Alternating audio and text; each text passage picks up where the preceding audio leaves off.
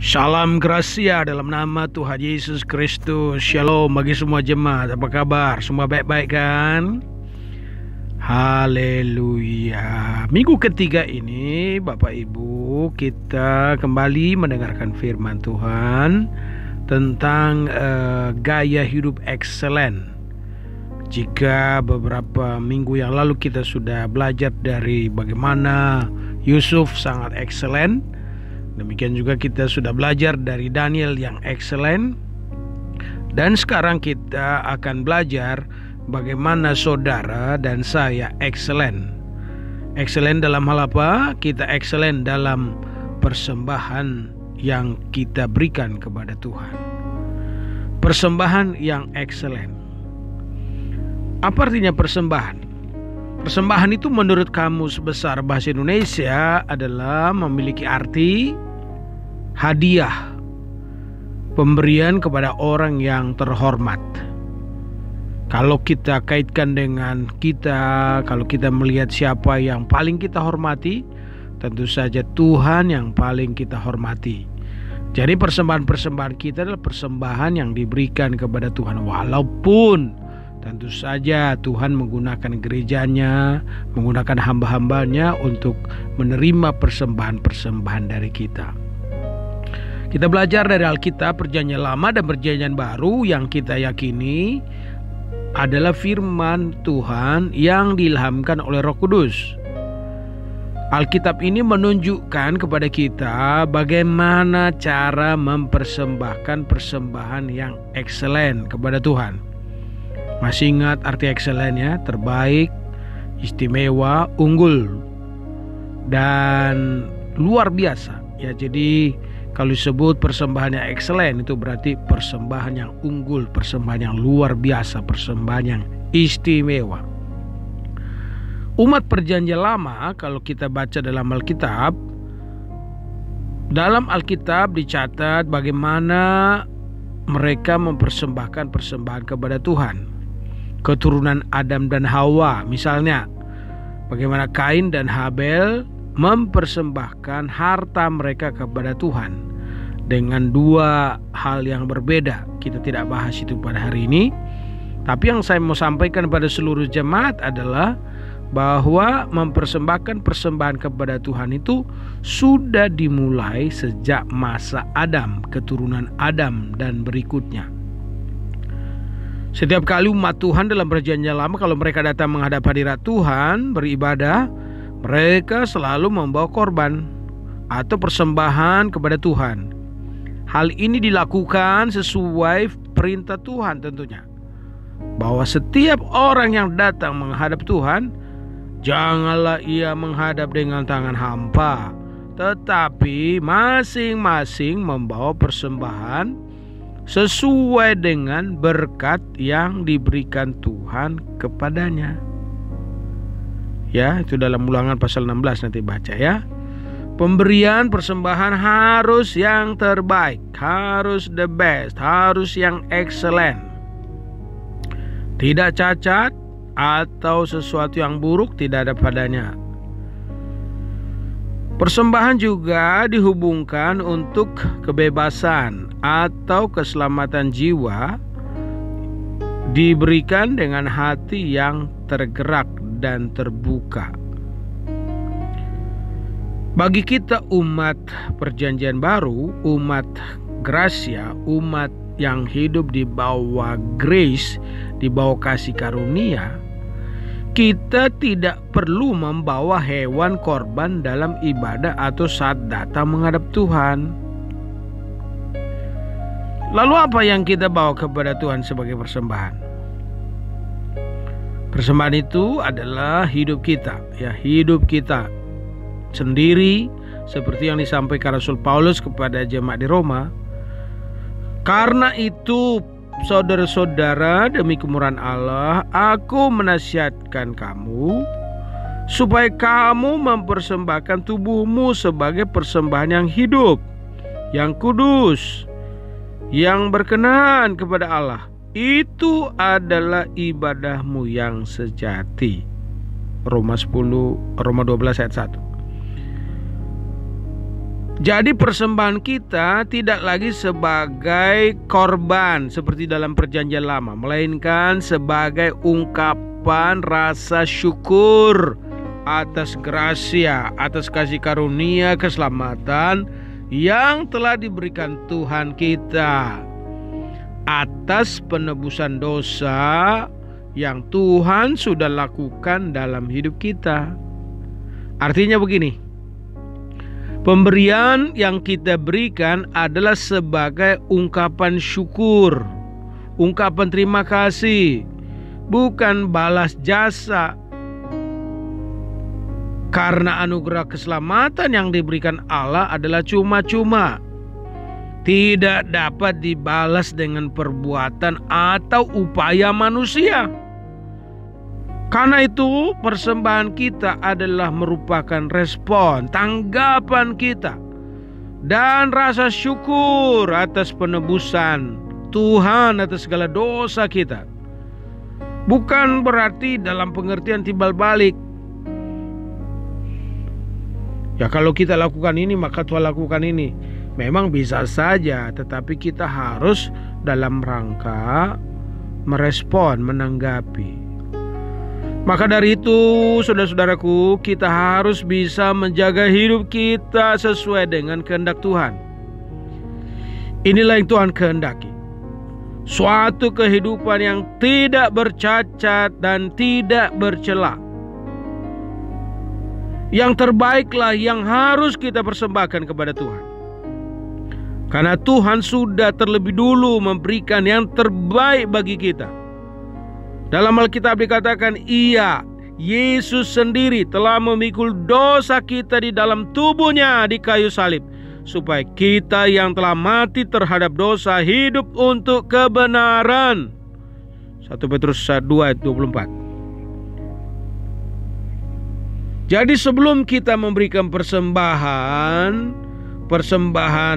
harta kita kepada Tuhan, ada beberapa hal yang harus senantiasa kita mengerti tentang harta yang ada di tangan kita ini. Harus kita ingat pula bahwa kita sebagai umat Tuhan harus selalu menjadikan Alkitab sebagai pedoman hidup kita dalam memberi kepada Tuhan, bukan yang lain. Yang pertama, saudaraku, ingatlah, semua harta milik kita sesungguhnya adalah milik Tuhan. Sekali lagi, semua harta milik kita sesungguhnya adalah milik Tuhan. Uang kita yang di deposito, yang di tabungan, barang-barang di toko kita, mobil kita, rumah kita, semua adalah milik Tuhan. Bahkan diri kita sendiri, tubuh kita ini, tubuh jiwa roh kita adalah milik Tuhan. Tuhan sudah menebus hidup kita dari dosa. Tuhan sudah membayar segala hutang dosa kita dengan darahnya di atas kayu salib. Dengan demikian hidup kita bukan milik kita lagi, saudara, tetapi menjadi milik Tuhan.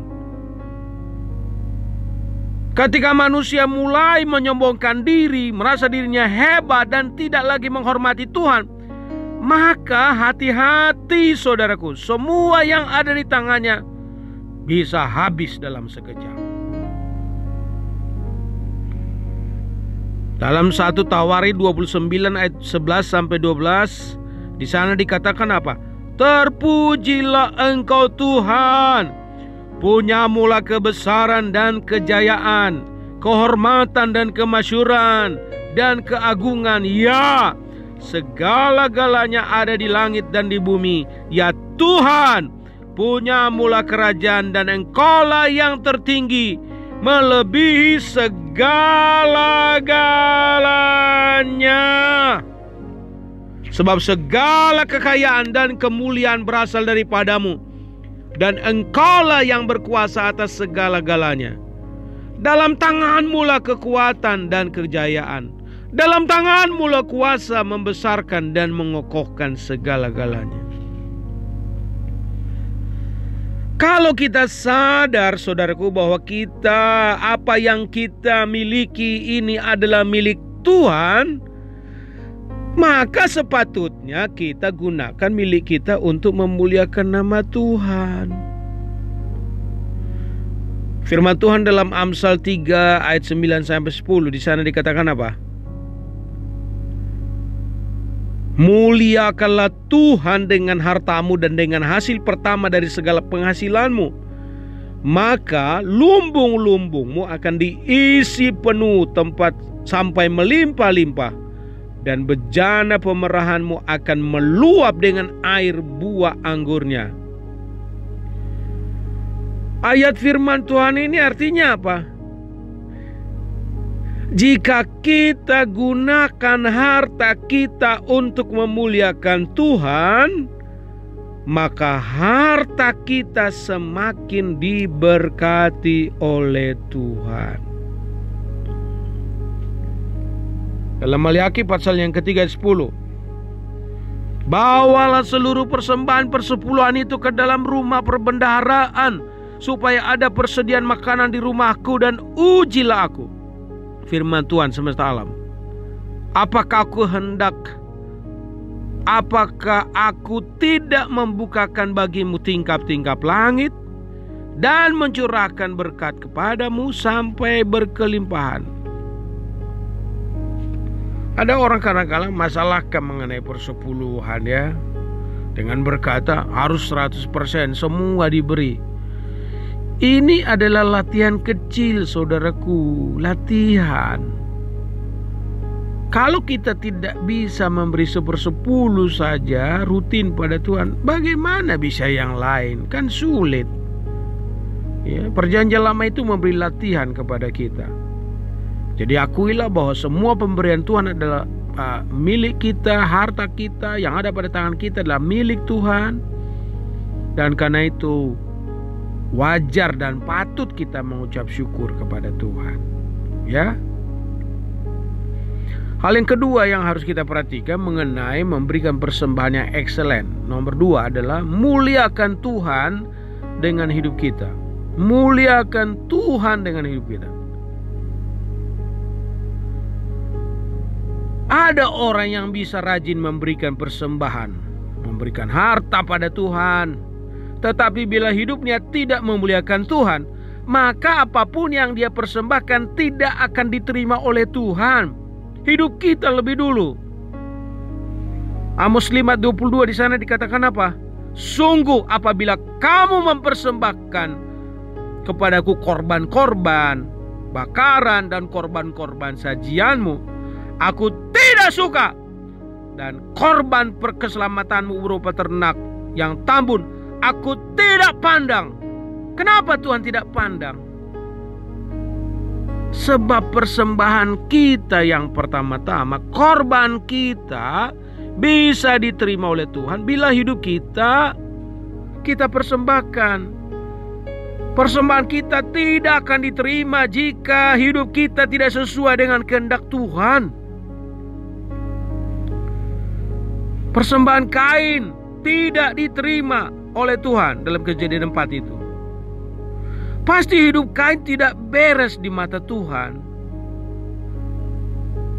Jadi bagaimana cara kita memuliakan Tuhan dengan hidup kita ini? Maka persembahkanlah hidup kita sebagai persembahan yang berbau harum bagi Kristus. Dan juga tentu menjadi persembahan bagi sesama kita. Orang yang namanya harum, tabiatnya, sikapnya, kebiasaannya harum, perkataannya juga harum, sikapnya juga harum, dan seterusnya. Dan pasti akan bisa menjadi berkat bagi sesama.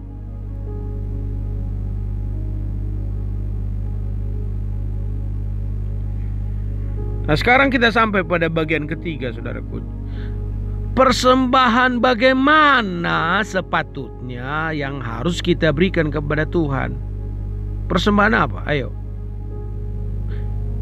Ya, persembahan yang excellent, persembahan yang terbaik, persembahan yang termulia, persembahan yang ulung, persembahan yang istimewa, persembahan yang luar biasa. Persembahan harta yang terbaik, persembahan hidup yang terbaik, persembahan waktu yang terbaik, tenaga dan pikiran yang terbaik bagi Tuhan kita beri. Bukan yang sisa-sisa kita berikan bagi Tuhan. Mengapa harus yang terbaik? Karena Tuhan sendiri sudah memberikan apa yang terbaik dari hidupnya untuk kita.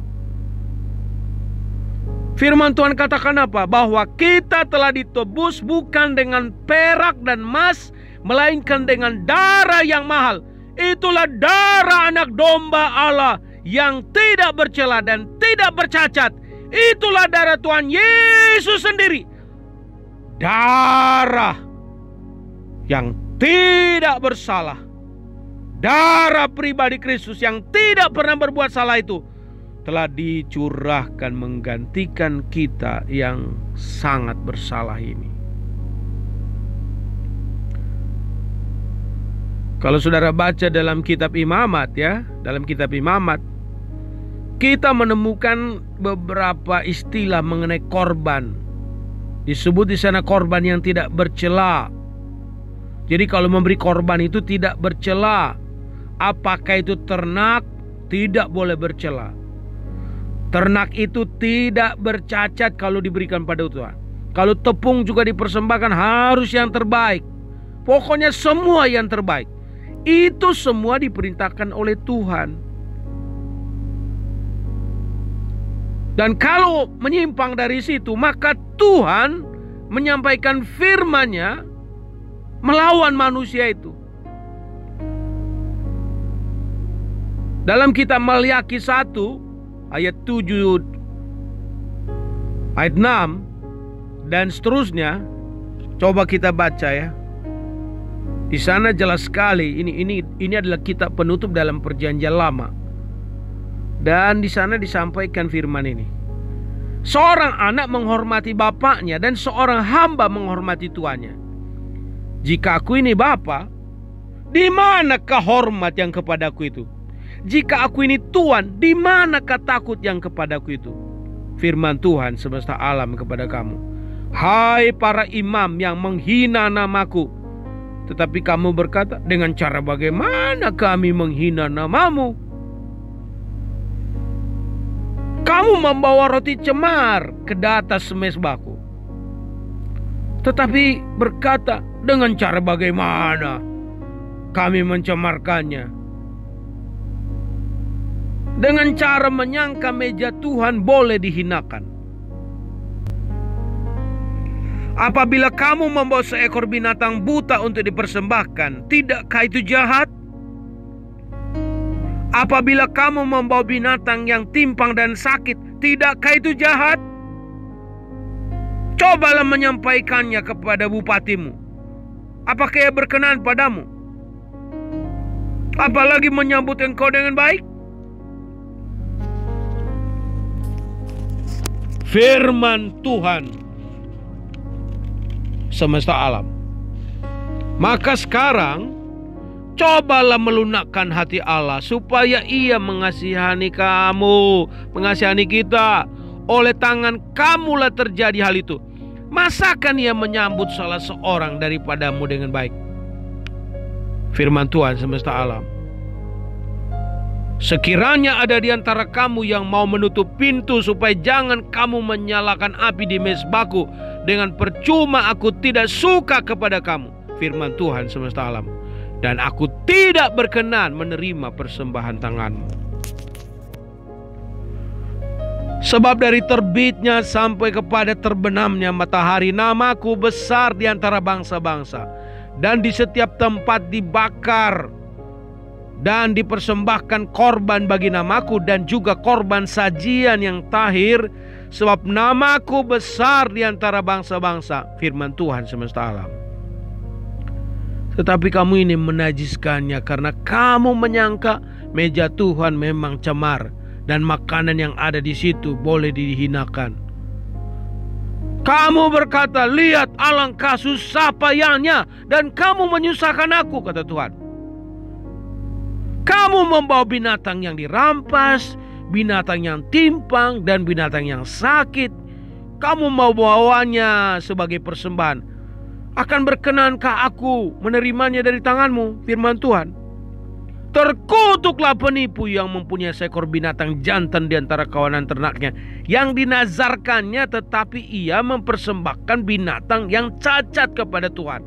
Sebab aku ini raja yang besar, firman Tuhan semesta alam, dan namaku ditakuti di antara bangsa-bangsa. Jadi saudaraku, dari ayat-ayat yang baru saja kita baca ini jelas sekali bahwa persembahan yang berkenan kepada Tuhan adalah persembahan yang terbaik, yang excellent, bukan yang sisa, bukan yang cacat, bukan yang asal-asalan, bukan yang cemar dan rusak.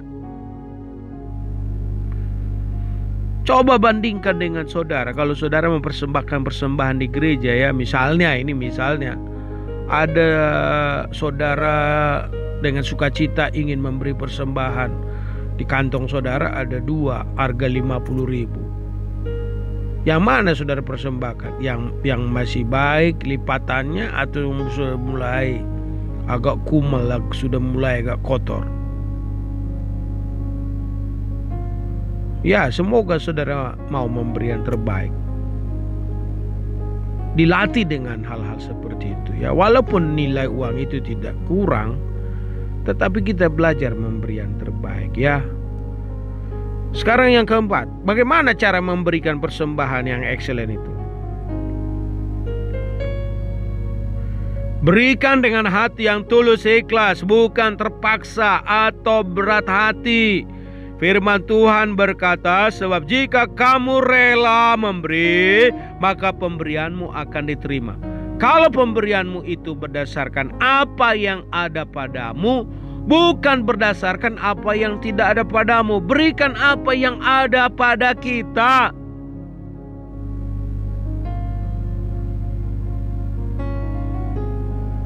Berikutnya, berikan dengan hati yang penuh sukacita, senang. Jadi kalau ada waktu memberi persembahan, saudara senang. Jangan bersungut-sungut. Bergembira. Wah, ini waktunya memberi persembahan pada Tuhan. Haleluya.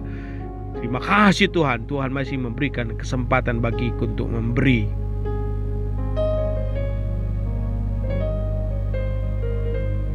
Sekarang yang kelima.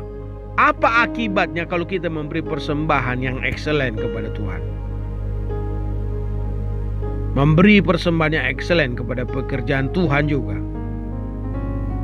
Tuhan akan semakin memberkati kita, memberkati harta kita, memberkati kekayaan kita, memberkati pekerjaan kita.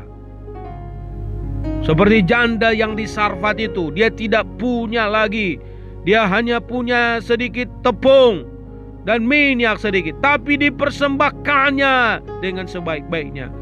Maka hidupnya disambung oleh Tuhan. Seperti anak kecil, pada waktu Tuhan Yesus berkata pada murid-muridnya, kamu harus memberi mereka ini makan. Tidak ada roti kala itu, tapi ada seorang anak kecil yang rela mempersembahkan 5 roti dan 2 ikan yang ada di tangannya. Maka itu digandakan oleh Tuhan.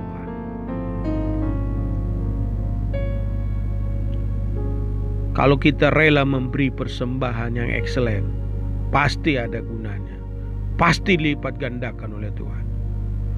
Yang berikutnya, kalau kita memberi persembahan yang excellent, yang terbaik, yang istimewa, hidup kita menjadi saluran berkat bagi Tuhan dan sesama. Gereja menjadi semakin maju. Gereja mempunyai fasilitas-fasilitas. Gereja mempunyai alat-alat yang terpenuhi untuk pelayanan-pelayanan gereja, sehingga gereja bisa berjalan dengan lancar dan menjadi berkat bagi banyak orang. Hari-hari ini saudara-saudaraku, gereja Perlu dukungan dari semua anak-anak Tuhan, teristimewa tentu dari saudara sebagai anggota gereja. Pelayanan hari-hari ini, khusus hamba Tuhan yang melayani saudara di GBL Gracia, harus melayani live streaming, harus melayani lewat video karena situasi yang sedang terjadi pada hari-hari ini. Dan itu semuanya membutuhkan fasilitas agar banyak orang terberkati, agar banyak orang mendapatkan pengajaran, agar banyak orang disemangati oleh firman Tuhan, agar banyak orang merasakan bahwa betapa Tuhan masih menolong mereka. Karena itu saudara memberi sama Tuhan, ya, memberi persembahan yang excellent, nama Tuhan dimuliakan dan ditinggikan. Kiranya Tuhan memampukan saya juga memberi yang excellent kepada Tuhan. Kita memberi karena sukacita, kita memberi karena kita bersyukur, kita memberi karena Tuhan sudah lebih dulu memberi kepada kita. Dan apa yang kita miliki, ingat itu semuanya milik Tuhan. Kita hanya mengembalikan apa yang Tuhan sudah berikan kepada kita.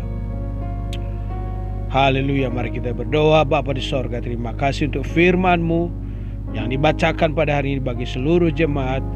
Tolonglah kami Tuhan untuk dapat memberikan persembahan secara excellent, yang terbaik, yang terunggul, teristimewa. Karena Tuhan Yesus sudah memberi yang sangat istimewa bagi kami. Terpujilah nama-Mu Bapa, dalam nama Tuhan Yesus kami berdoa dan mengucap syukur. Haleluya. Semua kita yang percaya katakan amin. Amin. Tuhan Yesus memberkati. Sampai jumpa hari-hari yang akan datang. Shalom. Salam Gracia.